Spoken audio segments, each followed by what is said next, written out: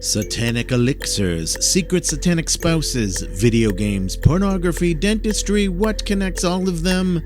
Well, nothing other than they're all random topics from listener mail, which I'll be responding to in this episode of Satansplain. Well, it's not Satan worship, it's Satanism. It's embracing the life-enriching things which have traditionally been given the devil's name. Pride, lust, earthly success, rational self-interest, atheism, humor, nonconformity, science, a passion for living, being selective about whom we love. We don't see these as shameful sins, but empowering ideals. And we also recognize the psychological power and fun of symbolism and aesthetics, so we utilize Satan as mythology's most fitting mascot for what we're about. Satansplain, Satanic Talk with Church of Satan Magister Bill M. Magister Bill M. here with Satansplain. In this episode, I'm going to be responding to some questioners you, the listeners, have been sending in, so let us begin. Derek writes, I love your work with Satansplain and the Devil's Mischief, as well as the occasional song you sing and play and the articles you write. Overall, a fan of Bill. Anyway, I want to ask you what your satanic perspectives are on video games and favorites, if any, pornography, and social security. Ave Satanas. Well, thank you, Derek. I wrote back to Derek and I said, glad you enjoy what I do. My first thought was that these seem like three completely unrelated subjects. You know, video games, porn, and social security. But then again, I keep seeing both video games and porn brought up a lot these days, namely within the context of addiction. So let's look at the two of those together in that context. So the satanic stance on this, I think, is pretty clear. Satanic statement number one, Satan represents indulgence instead of abstinence. But, of course, we make a point in the Satanic Bible to clarify that indulgence isn't the same thing as compulsion. Indulgence can be controlled, whereas compulsion controls. Addiction would be an example of a compulsion. Take alcohol, for example. Is it fine for a Satanist to indulge in a cocktail? Sure. If you find that to be an indulgence, then indulge. On the other hand, if you are an alcoholic, then you're not really drinking out of indulgence, but compulsion. You are your own god in Satanism, but if you're not really exhibiting that, if you're not really being in control of your life, if you're letting a substance control you, then, you're not really being your own god. For that matter, if you're repulsed by alcohol, but you're drinking it because you want to fit in with the crowd of people around you, then I would say there's nothing satanic about that either. That's not masculinity when you force yourself to do something you don't like. That's masochism. And I'm sure it doesn't seem like an indulgence if you're forcing yourself to drink something you really hate the taste of. So likewise, with video games or porn, if your use of them is an indulgence, is it that or is it something else? Because I've noticed there are people who seemingly denounce any fun thing if it's not 100% harmless. And they'll point to the worst examples as evidence that it's therefore better to not let anybody ever use them. So when it comes to alcohol, you'll see certain people who point to examples like drinking and driving or alcoholics in general. Even here in the United States, we went through a period called Prohibition where alcohol was banned at the federal level, and there was even an amendment to the Constitution for that. Now, thankfully, those times have long since ended. But again, this general theme is something I see now and then of people wanting to take away opportunities for indulgence in the name of safety or protection. And it's not just Christians doing this. It's not just conservatives. I've seen plenty of people on the left, the far left, condemn things like video games, whether it was Gamergate or something else. And likewise, you have feminists like Andrea Dworkin, who was famous for condemning all porn and claiming it was all violence against women. Now, that last example I gave you, Dworkin, she is from a long time ago. She's from a few decades ago, but that also just goes to show how long these complaints have been going on, regardless of who it is on the political aisle who does it. Now, when I was a kid, growing up in the 1980s, people claimed video games back then were violent and somehow promoted or stimulated a violent impulse. And yeah, people really did that. People looked at those 8-bit pixelated tanks on the Atari 2600 shooting little pixel dots at the other tanks. Pew pew. And they were worried that this would make children become killers. Anyway, so having said all that, getting back to the question of addiction, is there maybe an argument to be made that the video games and porn of today are potentially more addictive than they were in past decades? I would say, yeah, there is some plausibility to that argument. Again, it's not a justification to say nobody can play video games, nobody can use porn. The users of video games and porn, just like the users of alcohol, are by far and large casual users who are not addicted. They're able to run their life just fine, too. They're not controlled by these things. But as I'm pretty sure I pointed out in past Satansplain episodes, when you have something that packs an exceptionally deep and quick punch, serving up a big dose of dopamine to the brain, you may run a higher potential of getting burned out on it faster with overstimulation or getting addicted to that hit.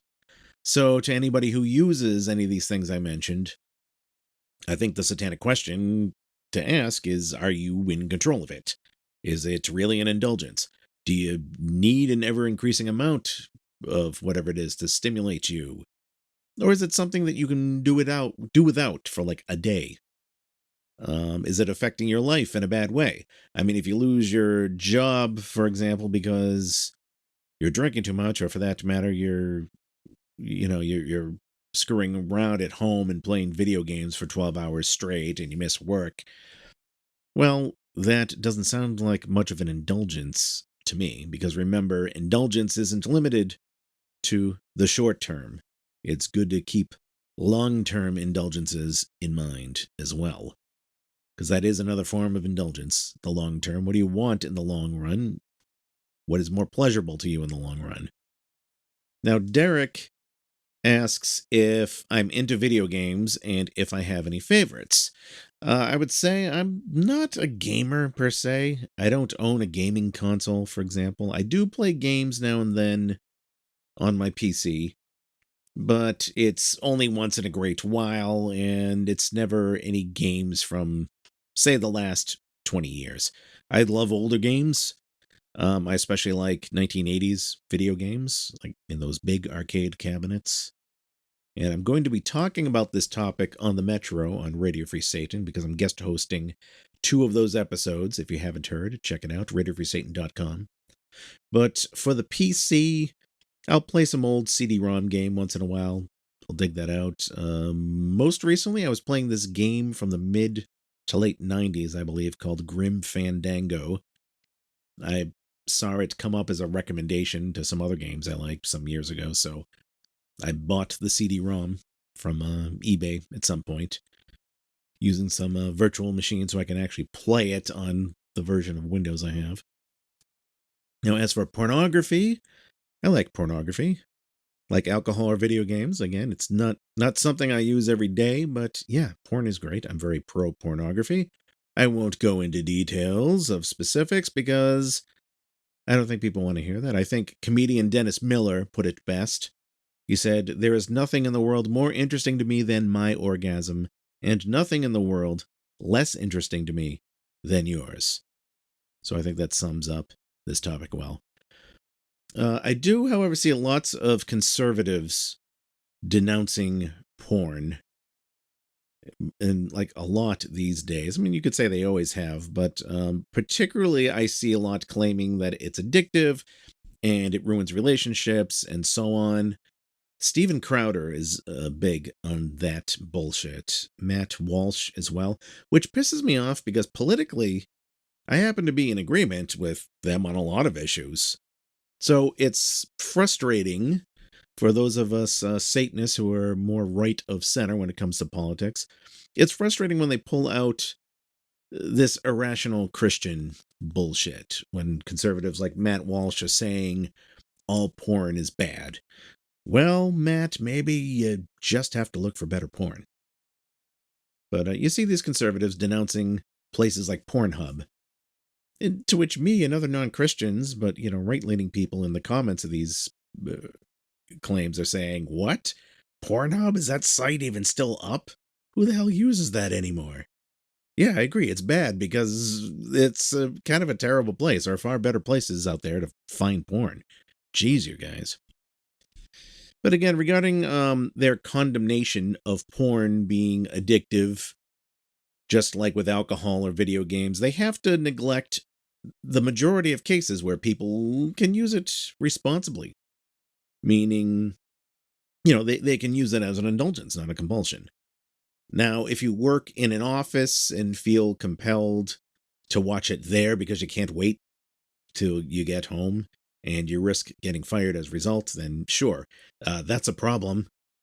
If you've overstimulated yourself to the point where you can only reach an orgasm with porn and not with your partner in real life, then yeah, that's a problem.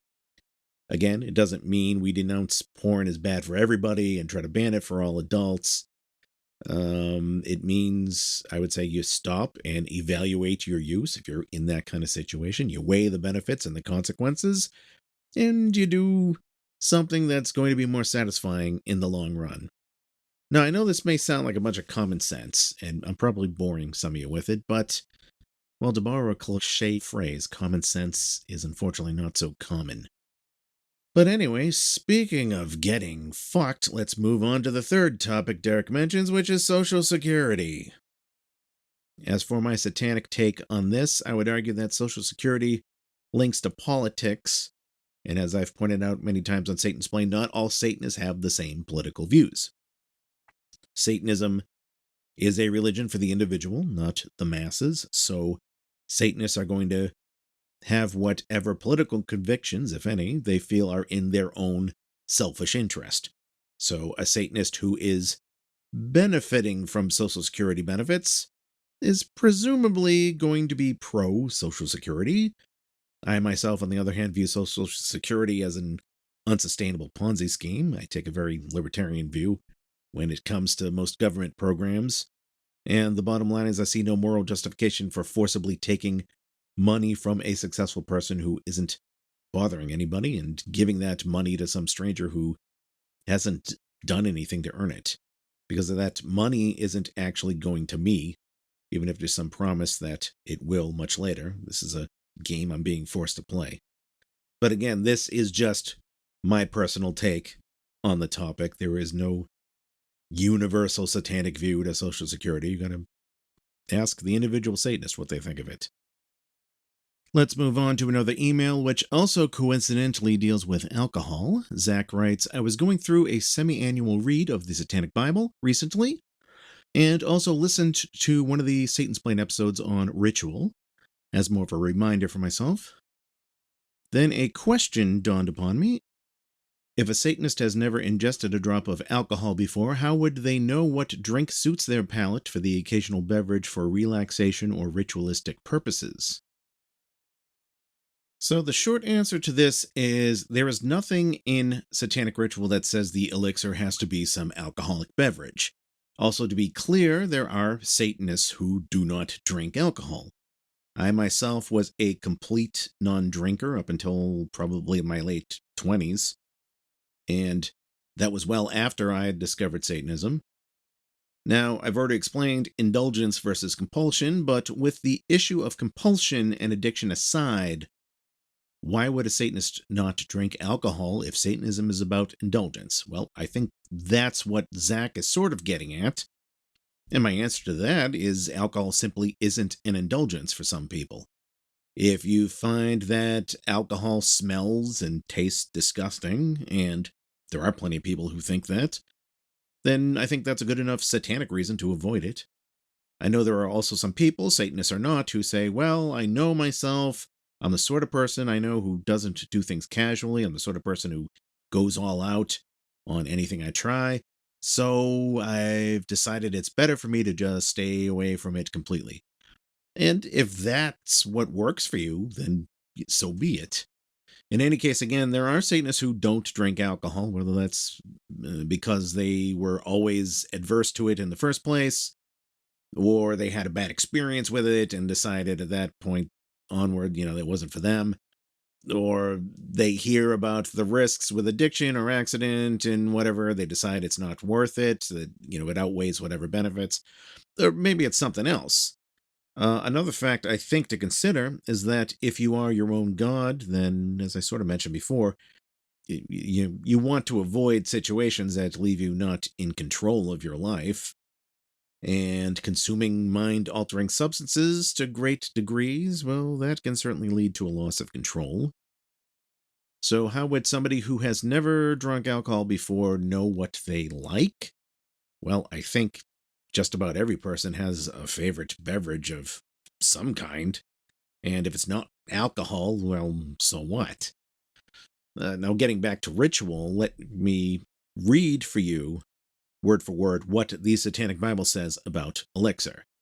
The elixir is the stuff you drink from your chalice at some point during the standard satanic ritual.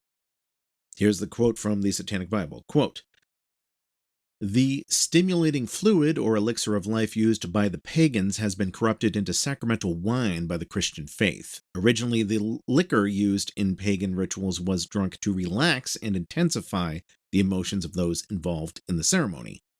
Satanism does not sacrifice its god, as do other religions. The Satanist practices no such form of symbolic cannibalism, and returns the sacramental wine used by the Christians to its original purpose, that of stimulating the emotions necessary to satanic ritual. Wine itself need not be used. Whatever drink is most stimulating and pleasing to the palate is in order. The elixir of life is to be drunk from the chalice of ecstasy, as indicated above, immediately after the invocation of Satan." End quote. So once again, there is no indication here that what you drink in the ritual chamber has to have alcohol. But as long as we're on that topic, why do we have this action as part of the satanic ritual, the drinking of the elixir? Why is it in there at all? Well, as I just read, the purpose is stimulating the emotions necessary to satanic ritual. Okay, how does a drink do that? I suppose if it does contain alcohol, there is some of that unwinding effect that a person would get, but I wouldn't say getting a strong buzz on is what you really want for a ritual, a controlled session where you're supposed to be focusing your will and intentions. So no, I think it goes much deeper than that. So you're in the ritual chamber, you've set up this environment for yourself, you have 5 senses. There's a lot of visuals, so that's sight. As for hearing, well, there's the sound of the bell, the sound of the gong, sound of background music you're using. The sense of touch, well, there's touch involved as you pick up the physical props and you do these things. So sight, hearing, and touch. That leaves smell and taste, your other 2 senses. Smell is considered the weakest of the 5 senses. You could burn incense in your ritual if you want to. That would be one way of incorporating smell if you wanted to. It's not a standard thing we do, burning incense in satanic rituals, but there's no rule against it. Regardless, those are 4 of the senses, which brings us to taste. And of course, when you're taking a moment to incorporate this ritualistic step of drinking whatever beverage it is that you have in the ritual chamber, you are involving your sense of taste. So it's yet another way to plug into this environment you've set up for yourself. And as I've explained in past episodes of Satansplained, there are certain archetypes associated with all of these things we suggest for inclusion in the standard satanic ritual. And the drinking of a special beverage from a special chalice brings to mind certain stories, like medieval stories about magic potions, or later mythologies like, Dr. Jekyll and Mr. Hyde, drinking that chemical elixir of transformation. So I would say that fictional association in your subconscious can still make its way to the psychodrama of it all. Also, I would add, this part with the chalice and the elixir is the only step of the ritual, if you think about it, where you're literally ingesting something. You are literally taking a ritual item from your altar and you are putting it inside your body. You are confirming it as a part of you. Now, if you can't see any symbolism in that, I don't know what to tell you. And again, obviously, the beverage in and of itself has no supernatural powers or transformation. We don't, believe that stuff in Satanism. But it doesn't matter in this case. As you enact on this psychodrama you're performing in that moment, in that self-induced state of mind, it's as subjectively real as it needs to be. Let's get back to the emails. Another email here. Dustin writes, I enjoy your program very much. It has been hard finding credible sources on true Satanism, as there are so many who claim this title, but not the philosophies found in the Satanic Bible. Weeding through all of this had me wondering if I was actually satanic or not, as what I identify with within the Satanic Bible seemed lost on the internet. And I had little access to sources early in my journey. Then in this desert of misinformation comes the oasis of your podcast, Satansplain, a badly needed source for new Satanists, in the least. I was at a place where I was ready to start a similar project, but wanted to become an active member first. I found your podcast during research for my proposed platform to explain what Satanism actually was. So thank you very much for your podcast and the time I know it takes to produce. Well, thank you for that, Dustin. And yeah, a lot of that misinformation out there is kind of what drives me to do Satansplain. It's a large part of it. And Dustin goes on, I would like to share a story with you, a satanecdote. Well, let's pause Dustin's letter right there, because if we've got a satanic anecdote, then that makes it a satanecdote, which means it's time to insert the Satanecdote theme song. And it goes a little something like this. Satanic anecdotes. Satanecdotes. Dustin says that recently he moved to a new town and had to find a new dentist. He describes his new town as very conservative, wealthy, and religious. Thus, as a Satanist, he says it's prudent to play things close to the vest, as they say. He enters the dentist office with his Sigil of Baphomet medallion under the shirt. Dustin finds it's a nice office, and he says, fast and wonderful receptionist. Dustin says he was already in and seeing the dentist within 15 minutes. He's already talking to the dentist. Meanwhile, the very hot dental assistant begins working away. And Dustin says that at this point he thinks to himself, I am going to like this place. He says it was obvious they had already begun a conversation. And he asked her, the dentist asked the assistant, so you think Calvin is wrong and you disagree with blah, blah, blah, blah, blah. Is that because you're a Catholic or an Armenian? It took me by surprise for a few reasons. First of all, this is a Christian theology discussion. It's not something you hear at the dentist normally. And secondly, it is a very in-depth one for the average Christian Joe. So the dental assistant, she replies, I'm Lutheran, not Catholic, and I listened as they continued on about predestination and total depravity for the most of the appointment. Eventually, they finished the discussion. We scheduled my next appointment. The dentist was just about to leave when I said, look, if Calvin is talking about the spirit and Arminius the soul, I would say they do not conflict at all, but actually harmonize with each other, and Luther considered himself a Catholic until his dying day. He did not want to separate from the church, but to reform it. They looked at me, and she asked, Are you a Catholic? I told them about my education from Moody and Thomas Rhodes, blah, blah, blah, other credentials. Then I pulled out my pendant and said, But I'm a Satanist. They both looked at me in a bit of shock. He said, Well, that's interesting, and excused himself. But she bit her bottom lip and squirmed just a little as she played with her hair. I smiled.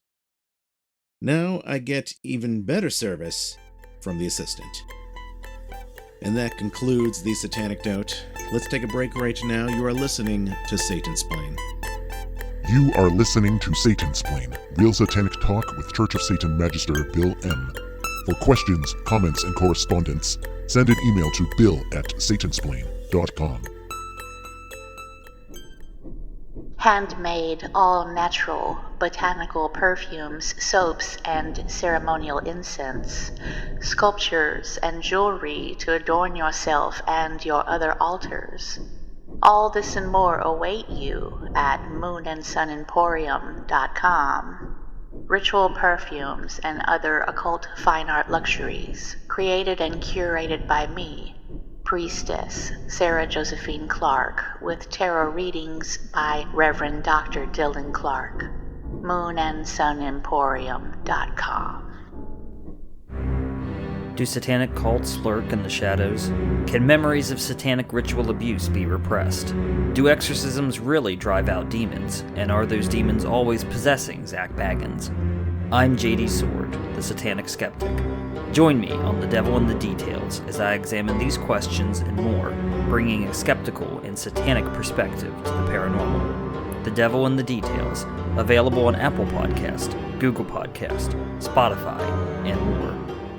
You are listening to Satansplain. There are many ways to listen to Satansplain episodes. The show is available on YouTube, Spotify, Google Podcasts, Apple Podcasts, and more, as well as right on the official website, which is satansplain.com.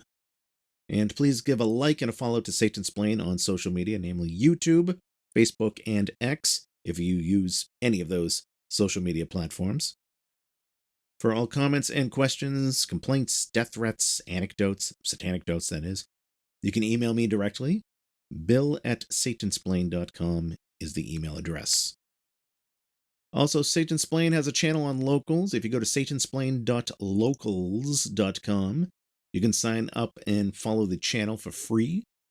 And if, in addition, you really like this show and would really like to show your appreciation and support, please consider additionally being a paid subscriber. And a big thank you to those who have already done so. Though, even if you just create a free account on Locals and follow Satansplain, follow the channel from there, that helps me out. Because once I reach a certain number of followers on the channel, Locals will then let me make discounts for subscribers and other perks like that. And Locals is great. Unlike Facebook, for example, you don't have to use your real name.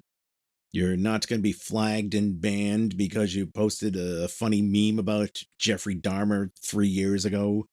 That happened to me on Facebook. Pretty stupid. And you shouldn't have to worry in this particular channel, the Satansplain channel there, about Jesus freaks posting Bible quotes, or people from Nigeria asking how to join the Illuminati, or some bot account trying to sell Bitcoin or air mattresses, or I don't know. Because I will be monitoring things and banning anybody who tries that shit. So let's see where this goes. Satansplain on locals.com. So if you have any ideas of things you'd like to see there, drop me a line, bill@satansplain.com.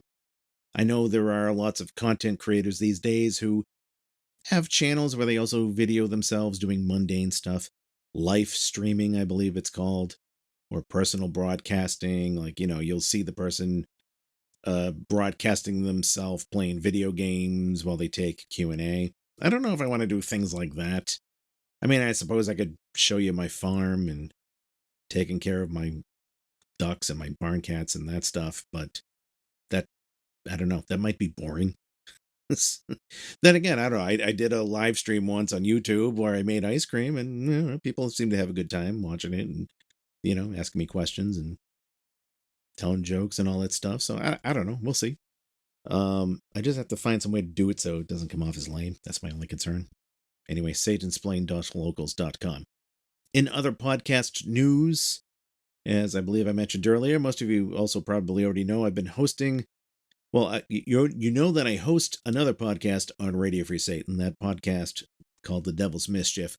But you see, one of the other podcasts we have on Radio Free Satan is The Metro, and then that is a podcast run by Church of Satan Reverend Jeff Ivins, where he shares selected music from the 1980s.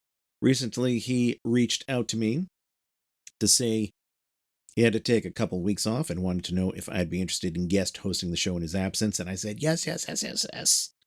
And I've actually have hosted a few episodes of the Metro in the past, and likewise, Reverend Jeff has hosted some episodes of The Devil's Mischief. And it's fun when two people trade off shows on Radio Free Satan. It gives the DJs a chance to do something they normally wouldn't do. So anyway, you can check that out on RadioFreeSatan.com. I'll be hosting 2 episodes of the Metro, playing not only some of my favorite 1980s pop new wave music, but I'm going to be sneaking in some comedy clips and even a little bit of Satan-splaining. That's the Metro on RadioFreeSatan.com. Let's get back to Satan-splain. Let's get back to the listener mail. Kaylin writes, "Hi, Mr. Bill. My name is Kaylin." Okay, hi, Kaylin. I'm not Mr. Bill. I'm Mr. M. You see, Mr. Bill, for those who don't know, was a little clay character from Saturday Night Live. But anyway, we'll overlook that. Kaylin says, "I started listening to your podcast because I was referred to it by a Church of Satan member through Reddit." I avoid Reddit, and my hat's off to you if you brave Reddit.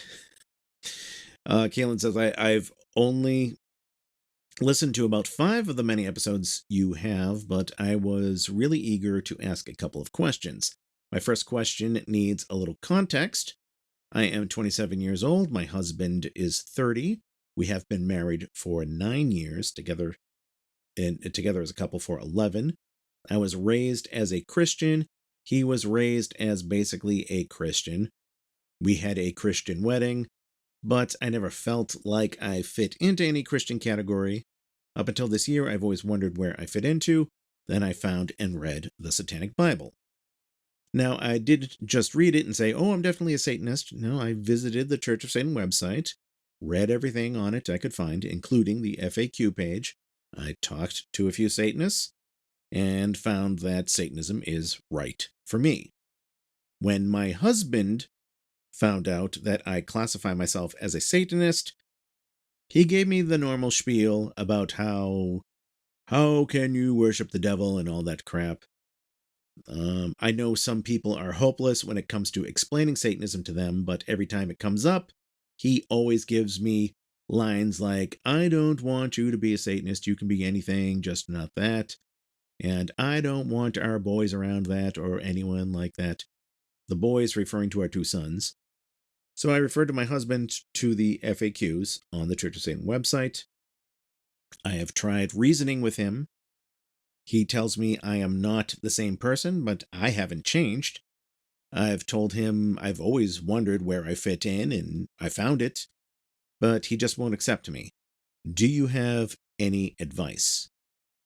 So I wrote back to Kaylin, and I explained that, first of all, the unfortunate reality is that there will always be people who will not get past the name Satanism. I've met some people who weren't even particularly religious, yet had too much emotional association with that S word to ever be able to have an objective conversation on the topic. And honestly, to be fair, that is to be expected. As I said in, I think it was the previous episode of Satansplain, quoting the essay, Let's You and Him Fight. Or maybe it was the episode before, but in any case, Anton LaVey purposely chose an iconoclastic paradigm. And occasionally I'll see idiots on social media who stumble across the Church of Satan, read what Satanism is about, and say, oh, you should just use a different name so it doesn't scare people away. Well, to quote a Dr. Shits meme I made some years ago, oh, okay, you want us to change the entire name of our religion because it didn't match your misconceptions. Oh, okay, sure thing, random internet person, we'll get right on that. No, like I said earlier, our philosophy is itself adversarial. And like I say in every episode of Satansplain, as I say right in the intro, Satan is the most fitting mascot for what we're about. What does our symbol, the sigil Baphomet, include? Well, it has a goat. Why does it include a goat? There's lots of different traditional symbolism attached to the goat, a lot of archetyping. Goats are often contrasted with sheep. That's a symbology. Now, what are sheep, symbolically speaking? Well, we know that the archetype of a sheep is a conformist, a collectivist, somebody who follows the crowd, somebody whose only strength is being one of the crowd, somebody who mindlessly bleats along. And in Christianity, we hear about the Lamb of God, or we see Jesus portrayed as a shepherd. So, conversely, what is a goat, symbolically speaking? Well, the goat is the opposite of the sheep. The goat is an aggressive animal. It's an animal that is not with the sheep crowd. The scapegoat, the outcast, Pan, the lustful satyr. So, all this symbology. I know I'm way off on a tangent here, but again, the bottom line is that we know we are outcasts for what we believe and what we question. We're outcasts for that, not because of what we label ourselves. But rather than be shameful or deny what we believe and what we question, we accept who we are, and we call our adversarialism by its most appropriate name, Satanism. Now, does this all mean that as a Satanist we should only interact with other Satanists, never talk or exchange or interact with anybody else? Just throw courtesy out the window? Well, sounds nice, but no, I would say that's too unrealistic and impractical. Because even if you pride yourself on being a misanthrope, you pride yourself on hating people, and you find dealing with humans to be pretty tiring on the whole, well, I would argue there are still times when you'll have to interact with people, whether it's family, coworkers, the clerk in the store, with the postman delivering your mail, with electricians or plumbers who come to your home, and so on. And as I see it, it is ultimately in my own shamelessly selfish personal interest to be courteous in those cases, be professional, at least by default. And that's not the same thing as groveling. Groveling is not the same thing as being a gentleman or a lady, a responsible adult. Also, there's no need to tell all of these people I run into that I'm a Satanist, so I don't do that. Remember that sin that we have in the list of the 9 satanic sins, counterproductive pride. That's pretty bad for a Satanist. Now, having said all of that, what about situations when somebody finds out your affiliation as a Satanist, and it's not the postman or the plumber, but it's somebody close to you. It's somebody you have an established regular relationship with. Well, this gets us to Kaylin's question. Now, before I continue, I know there are Satanists out there who would answer that with, well, if somebody can't deal with the fact that you're a Satanist, then you don't need that person in your life. You should not be ashamed about being a Satanist because it's nothing to be ashamed about. If somebody doesn't like that, then just dump that person. Good riddance. And I totally understand that sentiment, but that may be easier said than done in some situations. When you are in a situation where you live together with a person, say you're paying a mortgage together, you're sharing a whole house together, you have children together, you have joint checking accounts, and all that, that's not something you can necessarily just wave away. Cutting a person like that completely out of your life may not be something you can just do in an afternoon and be done with. Now, does it mean you have to be miserable and stuck with somebody who makes you miserable forever? No. But at the very least, we have to stop and examine this a little more closely, I would argue. And I told Kaylin that, honestly, I don't have an easy answer to her question. I don't have an easy answer to all of this, because I don't think there is an easy answer. Even if the answer in the end turns out to be living a new life without this person in it, even in that case, you still need some kind of an exit plan. Again, it's not necessarily as simple as, kicking this person to the curb and moving out to some other place the next day. I told Caitlin that at the very least, there's no need to reveal any of the information to your kids. If all of this means never being able to bring up the topic of Satanism to your husband and being forced to keep it private, then unfortunately you may have to do that. You would hardly be the first Satanist who ever had to. There is no shame in and of itself with keeping your Satanism a secret, because we are not martyrs. There is nothing glorious in Satanism about martyrdom. It may suck leading a double life, but again, you would hardly be the first Satanist who had to do that. As a Satanist, at the very least, weigh your options and find what's best for yourself. Or who knows, there may be a third option. Maybe your husband will come around. And again, I have to apologize if I'm not telling you what you already know. But there's only so much I can go on from reading one email. Now, Caitlin continues her email with this. My second question is this. What would you say the difference is between an atheist and a Satanist, if there is one? Okay, this question is immensely easier to answer.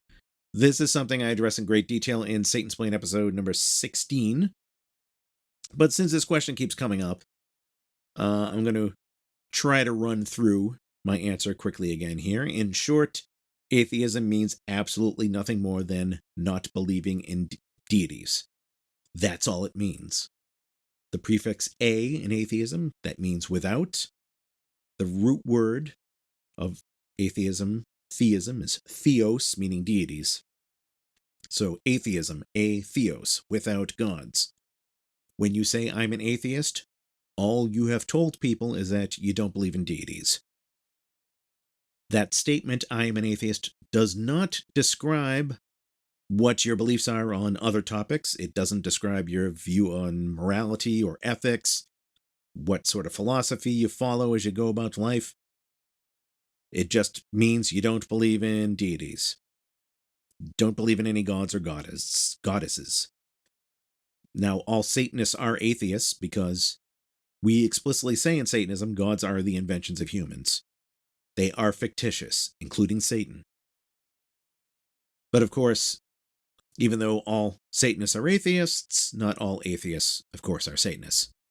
So, asking what the difference is between an atheist and a Satanist is like asking what the difference is between a monotheist and a Christian. A monotheist is somebody who believes in one God. Monotheist. Mono, one.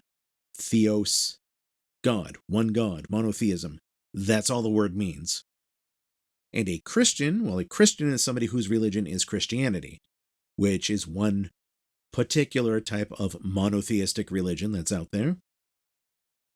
Or for that matter, what's the difference between a polytheist and a Hindu? A polytheist believes in multiple gods. A Hindu is somebody who more specifically practices Hinduism, which happens to be a polytheistic religion. And for those of you listeners who get this already, I'm sorry to repeat it here, but I can't tell you how many times I've seen people online who claim that Satanism is atheism plus something else, or is a type of atheism. No. Atheism is not some sort of umbrella group of different ideologies. It just means you don't believe in deities. That's a trait. That is one of many traits of Satanism, just as monotheism is one of many traits of Christianity, or polytheism is one of many traits of Hinduism. Christianity, Judaism, and Islam are not types of monotheism. No, they are all monotheistic religions. There is no type of monotheism. Either you believe in one God, or you don't. Likewise, there is no type of atheism, or types of atheism. You're either an atheist or you're not. And non-theistic religions, whether it's Satanism or Theravada Buddhism or Taoism or other religions that do not have a deity, they're not types of atheism. Atheism is just one of the traits. Okay. Now with that dead horse beaten, I think we'll end the episode here. Thanks for listening. We'll see you next time on Satansplain. Hail Satan. You have been listening to Satansplain. For more information about the show, visit the official website at satansplain.com. And for more information on Satanism itself, visit churchofsatan.com. This episode is copyright 2024, Magister Bill M.